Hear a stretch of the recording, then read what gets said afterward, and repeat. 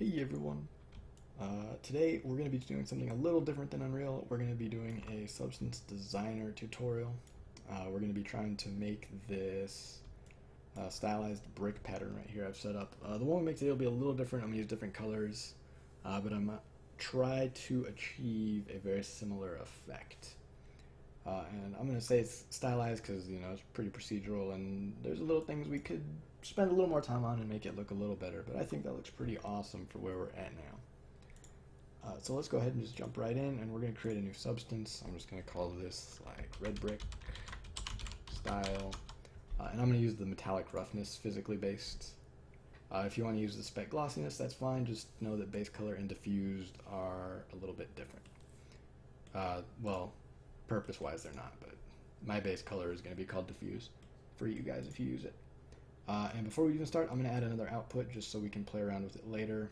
I'm going to add an output here, and I'm going to identify this as my height.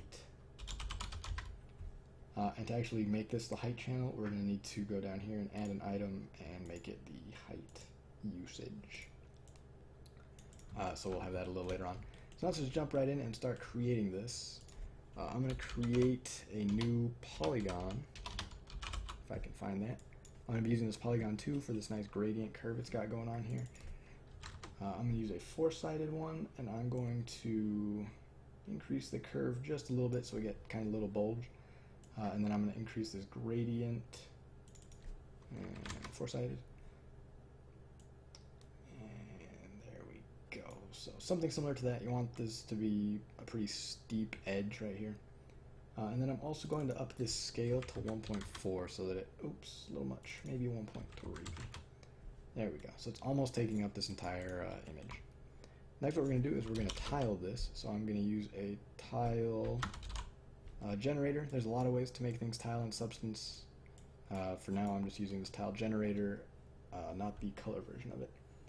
And once we've got this, I'm going to change the pattern type, so that's over in the options, to be the image input. And the reason is I just like having more control over everything. I'm sure there's a way to get this nice gradient in this tiling node, but this is the way I do it. So I'm going to rechange this number X to 4, so it's 4 bricks wide, and the number Y to 8, so they're half as tall as they are long. And then I'm going to have some scale variation, not very much, like 0.1 would be perfect for this. And again, that's just to kind of add some randomness a little later on. And then a couple of the other things we're going to need to do is we're going to need to do an offset of 0.5.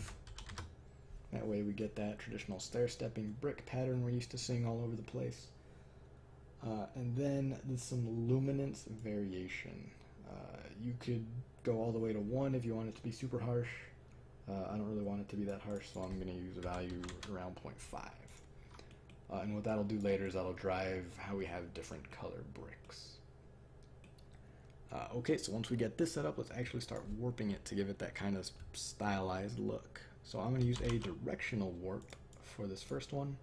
Let's plug that into the top channel. And then my favorite noise to use for this, like I said, it could be different for you guys based on how you want to do this, is this creased noise. This is just going to give it a really cool looking edge curve, I guess. So what I'm going to do is I'm going to drag out that crease noise. I'm going to use a blur on it to kind of soften it up a little bit. 10's too harsh. I'm going to use something like 7 for the blurring value. And then I'm going to do a levels node after this. And again, that's just to kind of bring us away from those super dark black values, because I really don't like how those look in this directional warp. So I brought down the white values and then just kind of grayed out the blacks a little bit, and I'm going to plug this into this warp, and you'll see if we click our tile generator how it looks, and then if we click our warp we'll see how we're getting kind of some curvature to these options. So if we click on this warp and increase this value to something like 20, you'll see it's even more distinct like that. Maybe I'll change these levels just a little bit. There we go. So we want something subtle like that. Again, you can increase this value how you want. It's going to be your material. So once we've got that, let's actually do a safe transform node after this. And I'm just using the grayscale version because we're still in grayscale. And I just do this in case we want to come back and make it tile. We can do that right here and ensure that it tiles correctly later on down the road. It's up to you. I'm going to leave it just how it is, just for safe transform purposes. Next, what I'm going to do is I'm going to get a blur HQ again. And I'm going to drop this down to something like 5. And then what I'm going to do is I'm going to find a Perlin noise. And I'm going to use the zoom one just so I can, increase the distance based on what I think looks good later. I'm going to blend these two together. So I'm going to use the bricks as my base blend, and then this Perlin noise as the top blend. And then in this blend node, we're going to need to drop the opacity down till something like that. And then again on this Perlin noise, like I said, I'm going to increase this distance just a little bit. And what this will do is this will add some color variation later on down the road within these bricks itself. So it'll be really subtle, but it'll look really nice. So once we've got that, we're going to need to blend that with our base safe transform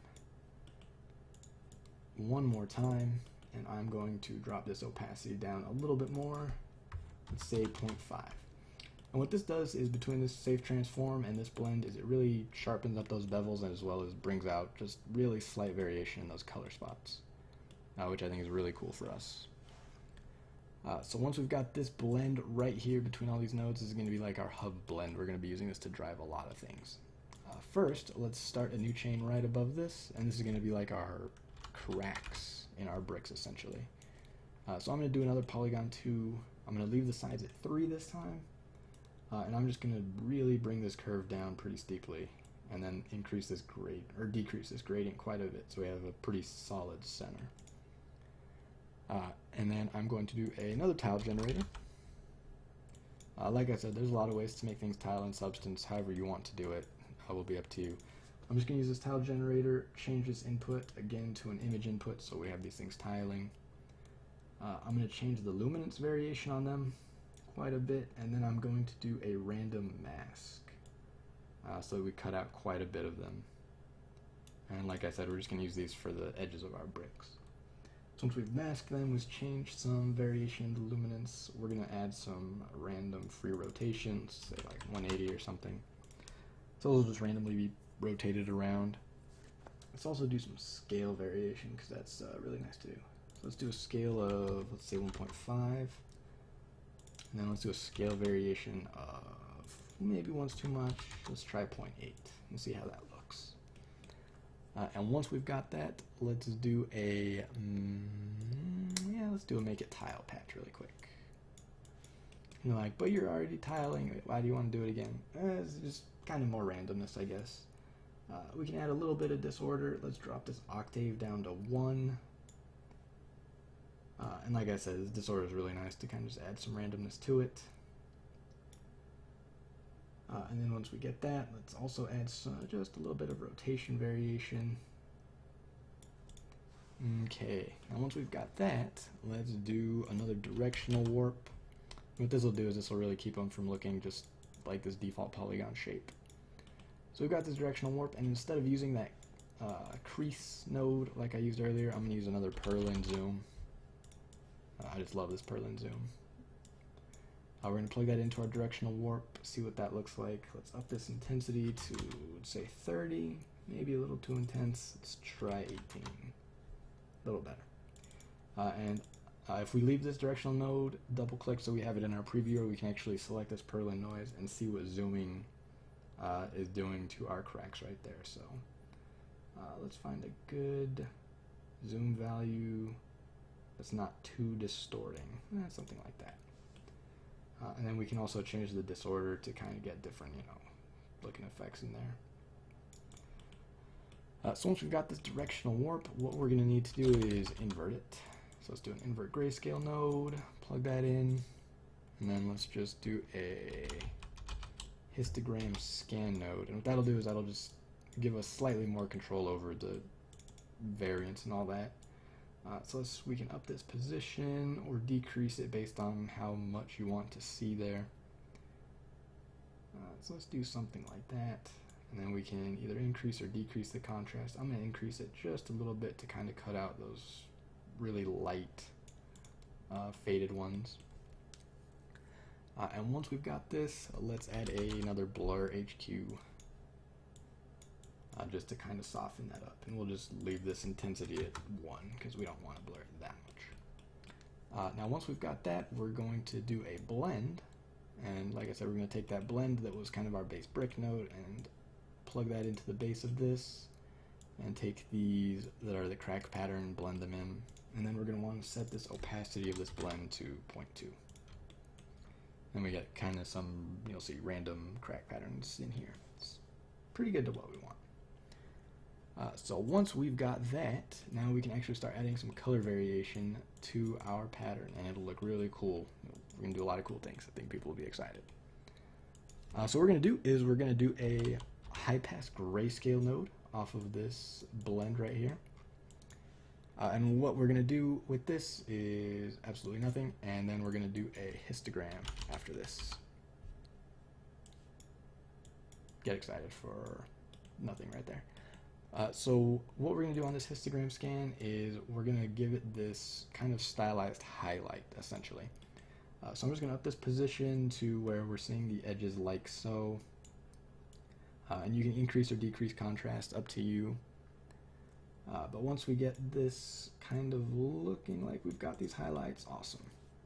I'm going to do a levels node off of this. You could probably handle it strictly in the histogram scan, but I like having more control, like I said. So I'm just going to drag up this black node on this levels, then maybe this white down just a little bit, so it's really getting those edges highlighted. Alright, so once we've got this, we're going to start adding some color information in based off this level node. So we're going to drag out a gradient map and use that levels to drive our colors. So once we've got this plugged in, let's you can either click in here to give yourself some gradients to play with, or you can open up this gradient editor. I like seeing the editor. So what we want to do is we're going to, like I said, make these red. So I'm going to give this red highlight a really high value up here, and this is just going to cut out all the white value essentially. So I'm going to make this a little bit lighter red, so it's not just pure white shining on everything. And we can come back and change those if we need to, but that's going to be the highlight of our brick essentially.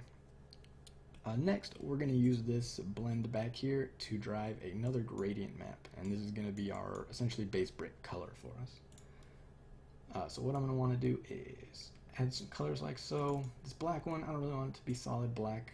I'm going to use, you'll see it's the background color we've got going on right now, so I'm going to use kind of like a dark gray, maybe a gray orangish type of color. And then this other one, I'm going to be using kind of this dark red. And then this one right here, you'll see we're even getting really different colors. Let's use kind of like an orangish red brick, just so we get some different color variation there. And if you don't like this white being crazy bright, I'm going to just drag this over to some bright red. There we go. So that's some good color variation in that gradient. What we need to do now is we're going to need to blend these two colors together so they kind of get this highlight that pops out. So we're going to drag this blend out, use the base color one that we have here as the base, and then use this highlight one as the top blend. And then we're going to actually use this levels node as the opacity channel. And you'll see that kind of gives them this really nice highlight using this levels channel right here, and it ignores the cracks. It looks really good. So once we've got that set up, this is where we're going to get this lighting information to really pop right here. We're going to come back to this blend node, and we're going to use a normal for this. And once we drop this out, let's actually up this intensity to something like 15 so we really get these edges to pop out. So once we've got that, let's do a grayscale conversion off of this normal. And then the reason for this next node is so that it gets turned into color information. So off of this grayscale conversion, we're going to put this into a gradient map. They should look pretty identical. But like I said, the reason for this is that it goes from grayscale back into color. And that way we can blend it with this. So once we've got our color up here and this gradient map for grayscale, let's drag out another blend node. And we're going to be plugging this grayscale up into the top of this blend and this color map as the base. And once we've got this, we're going to change this color mode to divide. Oh man, that looks really good right there, right? Damn. And if you want, you can bring the opacity down just a little bit so it's not so bright. Maybe like something 0.4. But you'll see having those highlights really made these edges pop out. It was really, really cool conversion from this to this using that simple little trick. And then we're just going to take that and plug it into our base color for now. So we've got some like really shiny table looking bricks going on. Next what we're going to do is we're going to go down to this normal map we created, and we're going to need to combine that with a normal color node as well as using a normal, not normal blend, normal combine. So we're going to plug in normal color as the base, and then just this normal map we created into the normal combine and plug that into our normal channel. And you'll see all of a sudden it gets this really 3D looking effect in our viewer, which is awesome.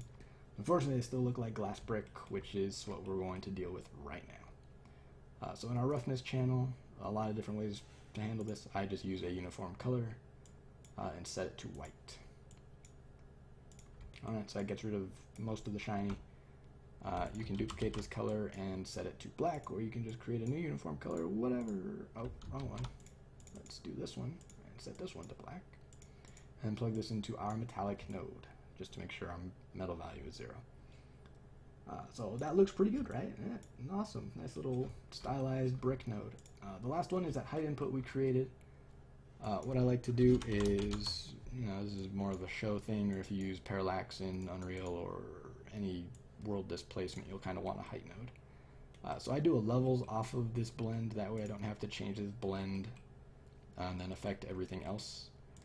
So I just drag levels off of here, and then I can increase or decrease the contrast of where I want the height from. So maybe I don't want that much height variation in the bricks, so I'll just drag the gray down a little bit. And then once we've done that, we can go into our material settings and increase this height scale. Let's double click this output really quickly. Maybe increase this height scale now. No, I'm still doing the whole material at once. Let's do a save, and we'll just do red brick style save. Anyway, once you have this height output and it has this height, it might take a little while, but maybe rebuild all. Yes. We should be able to shift the height of each brick based on that height map. I'm not sure why it's still using the entire map. But if I switch back, it will. But that's pretty much it. That's the height map you can use in Unreal or Unity, whatever you want to use with your parallax or your displacement maps. And that's our stylized brick. So if you wanted to reduce this further, so you don't have 3 maps, or 5, I guess, if you want to use this roughness metallic instead of just values.